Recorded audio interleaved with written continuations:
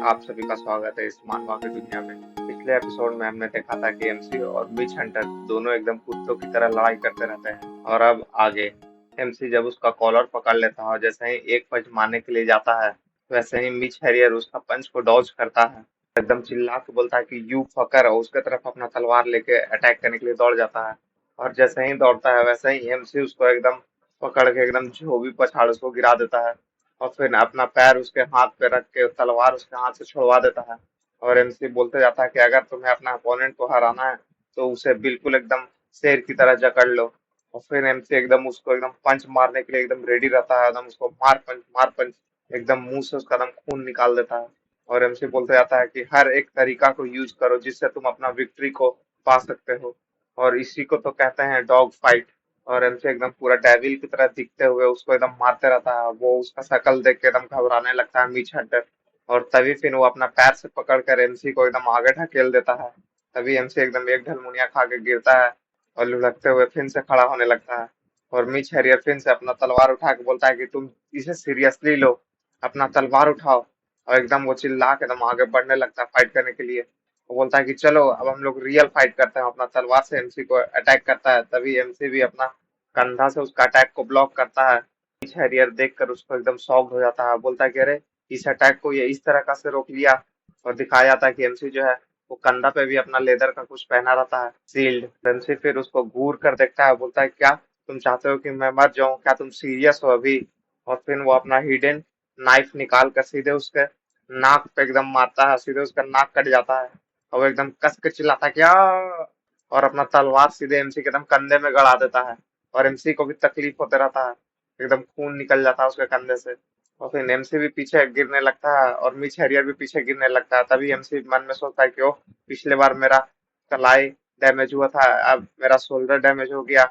अगर इसी तरह चलते रहा तो मैं बिल्कुल मुसीबत में पड़ जाऊंगा। और एमसी जो है सिर्फ उसका नाक नहीं काटा था, उसके साथ साथ उसका आंख भी फोड़ दिया था। और मन में सोचता है कि इसका राइट आंख फूट भी गया, फिर भी वो इस तरह का अटैक कर दिया। फिर एमसी अपना हिडन नाइफ को उसके तरफ थ्रो करता है और मन में सोचता है कि मैं अब सीधे इसको एक बार में खत्म करूंगा। तभी जो उसके तरफ तलवार आते रहता है, मिच हैरियर उसको अपने स्वॉर्ड से ब्लॉक करता है। लेकिन स्वॉर्ड से उसका अटैक ब्लॉक नहीं होता है, सीधे उसके हाथ में जाकर चुभ जाता है। तभी अचानक से एमसी भी उसको दौड़ कर आकर सीधे दम ढकेल देता है। और उसके वजह से सीधे वो जमीन पे गिरता है, उसके हाथ से तलवार भी छूट जाता है। और तलवार एकदम हवा में फेंकाने लगता है आसमान में। और फिर जैसे ही नीचे गिरने लगता है, तभी वो मिच हैरियर बोलता है कि यू बास्टर्ड। और एमसी सीधे उसका पैर पकड़ के उसको एकदम लॉक करने लगता है। और वो मिच हैरियर बिल्कुल एकदम दर्द से कराहते हुए दांत पीसते रहता है कि और अपना दूसरा लात से मार के अपना पैर को छुड़वा लेता है। तभी एमसी अचानक से उसका दूसरा पैर भी पकड़ लेता है और सीधे उसका पैर ही तोड़ देता है। उसके बाद मिच हैरियर एकदम कस के चिल्लाता है क्या, और इतना कस के चिल्लाता है जो उसके अगल बगल जितना सैनिक रहता है एनिमी का, वो बोलता है कि कैप्टन कैप्टन। उसके बाद फिर हम लोग को मिच हैरियर के बारे में बताया जाता है कि वो ऐसा आदमी था कि वो जीनियस नहीं था, सिर्फ वो अपने एफर्ट के दम पे इतना आगे आया था। लेकिन वो बाद में इतना ज्यादा कोढ़िया हो गया था कि वो अपना नेचुरल टैलेंट को भी भूल गया था। और जब लास्ट टाइम वो बैटल फील्ड से रिटर्न किया था एमसी के साथ फाइट करके, तो वो बहुत ज्यादा अपने आप को ट्रेन किया था उससे लड़ने के लिए। वो बिल्कुल एकदम पागल की तरह ट्रेन किया था अपने आप को। वो एमसी से इतना ज्यादा प्रभावित हुआ था। और फिर दिखाया जाता है कि मिच हैरियर वहीं पीठ के बल दर्द से कराहते हुए लेटा रहता है। और मन में बोलता है कि नहीं, मैं इस तरह से नहीं हार सकता, और मैं ही क्यों। तभी एमसी उसके सामने आकर तलवार उठाने लगता है। तभी मिच हैरियर बोलता है कि इंद्रेज। तभी एमसी उसके तरफ देखता है और मन में सोचता है कि ये इस तरह का वॉल था कि मुझे इसे पार करना बिल्कुल इम्पॉसिबल लग रहा था। और ये एक ऐसा राइवल था जो कि मुझे मेरे सच से अवगत करवा दिया। तभी मिच हैरियर एकदम उठते रहता है, बोलता है कि मैं इस तरह का फाइट नहीं चाहता था तुमसे। और वो एकदम उठने की कोशिश करते रहता है लेकिन बार बार गिर जाता है और एकदम थरथराते रहता है। बोलता है कि लेकिन मैं तुमसे एक सिर्फ सच्चा ड्यूल चाहता था। और एकदम कस के चिल्लाते रहता है। तभी एमसी फिर उसका तलवार उठाता है, बोलता है कि Mitch Harrier, this is a battle. और फिर उसके पीठ पे तलवार भोंक देता है और उसे वहीं मार देता है। और मिच हैरियर का जितना भी सब सोल्जर लोग रहता है वो एमसी की तरफ दौड़ के आने लगता है, बोलता है कि नहीं कैप्टन। तभी जो एमसी लोग का जो सैनिक रहता है उन लोग भी बोलता है कि फायर करो, सब कोई अपना तीर से सब एनिमी लोग को मारने लगता है। और एमसी फिर वहीं पे खड़ा होकर मिच हैरियर को लाश को देखते रहता है और मन में सोचता है कि ये बहुत ज्यादा टफ बॉल था। लेकिन मुझे बहुत ज्यादा मजा आया। और फिर कदम बढ़ाते बढ़ाते जाते रहता और मन सोचता है कि मैं एक कदम और अपने लक्ष्य की ओर बढ़ा लिया। और फिर हम लोग को दिखाया जाता है कि सारा सैनिक लोग अपने अपने कैंप में वापस चला जाता है, फाइट खत्म हो जाता है। और एमसी जो है अपना कैंप में आके मल्लम पट्टी कराते रहता है क्रिस के साथ। और क्रिस बोलता है एमसी से, उन लोग कह रहे थे कि हम लोग जो है डेंजर में पड़ गए थे, इसलिए हम लोग को वो आर्चरी फोर्स भेज दिया गया था, और थैंक गॉड हम लोग सरवाइव कर गए। तभी वहां पे वही येलो वाला वाला आदमी आ जाता है जो एमसी के साथ ड्यूल कर रहा था, और बोलता है कि हम लोग सिर्फ जिंदा हैं आज तुम्हारी वजह से, एनरिच। और वो अपने साथ एक तलवार भी लाया रहा था। बोलता है कि ये लो तुम्हारा तलवार, तुम उसे वही फील्ड में छोड़ दिए थे। और बोलता है कि तुम इस तरह से कैसे अपना तलवार को ग्राउंड में छोड़ सकते हो, इसे अच्छे से देखभाल करो। तभी क्रिस भी बोलता है एमसी को, अरे लेकिन तुम तो पहले ही अपने पास एक स्वॉर्ड रखे हो। और एमसी वो स्वॉर्ड को लेकर देख कर बोलता है कि ये जो स्वॉर्ड है वो मिच हैरियर का है, और ये वही स्वॉर्ड है जिस एनिमी के साथ मैं फाइट कर रहा था। तभी क्रिस बोलता है कि देख कर लग रहा है कि ये बहुत ज्यादा अच्छा ब्लेड है। और क्रिस बोलता है कि जरा देखूं मैं इसे और क्लोज से जरा देखूं। और फिर क्रिस उसको ब्लेड को लेकर और देखता है, बोलता है कि जब तुम इसको खोल कर देखोगे तो इस पे जो लाइट हिट होगा तो बिल्कुल ब्लू कलर का दिखेगा तुम्हें। ये जरूर जो है वो डीएमएफ स्टील से बना हुआ है। तभी एमसी बोलता है कि डीएमएफ वो क्या होता है। तभी क्रिस मुंह बनाते हुए बोलता है कि वो जो है बहुत ज्यादा फेमस आयरन माइन है जो कि एस्पेन में बनता है। वो यूजुअली मोर एक्सपेंसिव रहता है वाइब्रेन स्टील से, और वो बहुत ज्यादा सॉफ्ट टाइप का भी होता है। और क्या तुम इसे बेचना चाहते हो। तभी एमसी जो आदमी रहता है येलो वाला वाला उसको बोलता है कि बेंजन, क्या तुम फ्रंट पे जाओगे। और भाई उसका नाम बेंजिन था, याद आ गया। और क्रिस मन में सोचता है कि अरे ये मुझे इग्नोर कर रहा है। तभी बेंजिन बोलता है कि हाँ, क्या तुम भी चलोगे मेरे साथ। तभी एमसी एकदम खड़ा हो जाता है और बोलता है कि हाँ, मैं अपना स्क्वाड मेंबर को बहुत ज्यादा देर तक अकेला नहीं छोड़ सकता हूँ। और वो स्वाड को भी रख लेता है। तो क्रिस बोलता है क्या तुम अपना स्वाड बदल दोगे। और तभी बेंजिन बोलता है कि चाहे कुछ भी हो जाए, तुम कोई भी ब्लेड नहीं ले सकते हो, चाहे वो कितना भी अच्छा क्यों ना हो। जिस पर तुम्हारा हाथ बैठ जाएगा वही स्वाड तुम्हारे लिए सबसे ज्यादा बेस्ट है। तभी फिर एमसी क्रिस से वो स्वाड ले लेता है, बोलता है कि नहीं, मैं दोनों स्वाड को यूज करूंगा।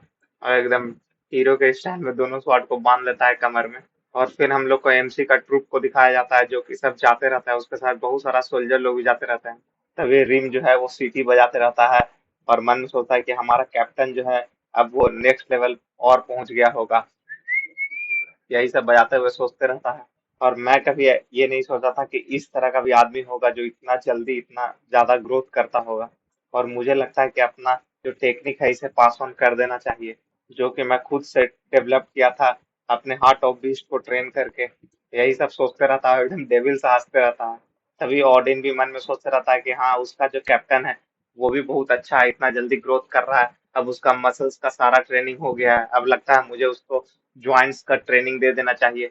इससे उसका बॉडी पूरा ज्यादा फ्री हो रहेगा और हल्का महसूस होगा उसे, और वो बहुत ज्यादा फ्लेक्सिबल भी हो जाएगा। यही सब सोचते रहता है चलते चलते, लेकिन फिर वो अचानक से रुक जाता है और मन में सोचता है कि वो, मुझे लगता है कि मुझे भी अपना टेक्निक को पास ऑन कर देना चाहिए उसे। और तभी अचानक से रिम जो है उसके आगे आके टकरा जाता है, क्योंकि रिम भी उसके बाद में सोचते रहता है। तभी रिम को सर में चोट लगा था, बोलता है कि तुम घोड़ा कहीं का इतना ज्यादा लंबा हो गए हो, और क्या तुम्हारा पैर जमीन में गड़ गया है जो तुम आगे नहीं बढ़ रहे हो, एकदम गुस्सा में। तभी ओडिन भी उसको एकदम घूर के देखता है, बोलता है कि लगता है तुम पूरी तरह से विकसित नहीं हो। और तभी रिम भी एकदम गुस्सा में बोलता है कि चलो देखते हैं कि तुम्हारा बॉडी को मेरा एक्स जो है पूरी तरह से फिक्स कर पाता है कि नहीं। और दोनों एकदम लड़ने के लिए तैयार हो जाता है। तभी बीच में वहां पे रंगा आ जाता है, येलो वाले वाला। वो बोलता है कि हे तुम लोग लड़ो मत। और फिर उन लोग दोनों को रोक के, और रंगा मन में सोचते रहता है कि मुझे भी लगता है कि अपने स्क्वाड लीडर को स्वॉट टेक्निक पूरी तरह से पास ऑन कर देना चाहिए, जो कि मैं जानता हूँ। भाई सब कुछ उसको ट्रेनिंग करने में लगा हुआ है। और वो ये सब एकदम पूरा नींदवाए हुए सोचते रहता है और चलते रहता है। और ऑडिन और रंगा उसको देख के शॉक रहता है, मन में सोचता है कि अरे ये देख के लग रहा है कि खड़ा खड़ा सो रहा है। तभी जैक्सन मन में सोचता रहता है कि मुझे और थोड़ा अपने फुटवर्क पे काम करना होगा। और मन में सोचता रहता है कि मैं अगर कोई असेशन हूँ तो मुझे और भी ज्यादा साइलेंट रहना होगा, और मुझे चलते समय बिल्कुल अपना मैक्सिमम एफिशिएंसी को यूज करना होगा और बिल्कुल कम मोशन करना होगा, तभी मुझे हेल्प हो पाएगा। और यही सब मन में सोचता रहता है अपने आप को ट्रेन करने के लिए। और फिर मन में सोचता है कि अरे ये सब चीज लगता है मुझे स्क्वाड लीडर को भी सिखाना होगा।